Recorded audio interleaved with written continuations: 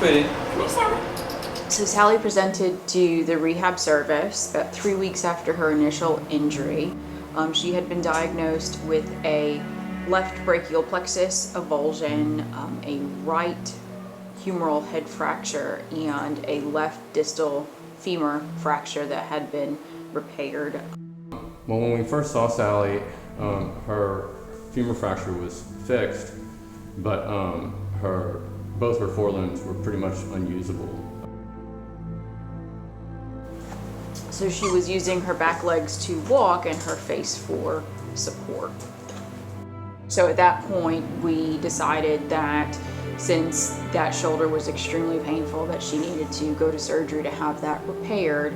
And then at the same time, with her not having any pain present in the arm that had the brachial plexus avulsion, we also decided to amputate that to help with her balancing. When we would go anywhere near her, she initially was trying to bite us and would scream in anticipation of us touching her. I think so. Really, without stabilization of that humeral fracture, she really didn't have much of a chance to recover. Good girl, Sally. After surgery, looking at the shoulder, I knew we had done pretty much as much as we could. Initially, I was concerned because I didn't know how she would recover, and I also didn't know how much with the scar tissue, how much that would impact function, or if there was going to be a nerve impingement around that surgical site. So in the beginning, I probably would have said about 50-50 shot of her recovering. The further out we got from surgery and the more comfortable we got her, and then all of a sudden she started wanting to work and interact with everybody, and the chances started going up. And probably after a couple weeks of looking at her and seeing her recovery and the trend of her improving, even if it was a little bit every day, then I knew that we had her where we needed to have her. That is so good, sweetie. Normally, dogs, if they sustain injuries to one or two of their limbs, they have somewhere else to shift their weight, and they're able to compensate some while they recover. But with Sally, she didn't really have anywhere to really shift her weight.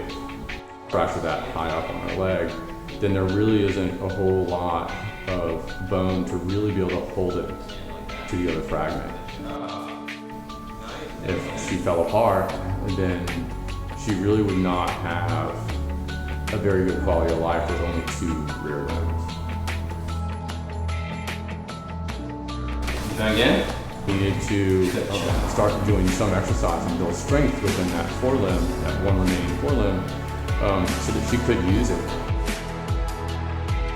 But we got through the first 10 days, and then we could start doing underwater treadmill exercise with her. Underwater treadmills, they can take almost 40% of a dog's body weight off. So it would be a lot easier for her to be able to at least get into a standing posture and practice walking on some level. We also used positive reinforcement training techniques to try to allow her to transition from a lying to sitting posture, as well as a sitting posture to a standing posture. Because she was so weak, we would really take anything that she'd give us, even just a few seconds was wonderful. Regardless of the injuries that she really sustained and the lack of function she had, she still wanted to get up and move and be a dog.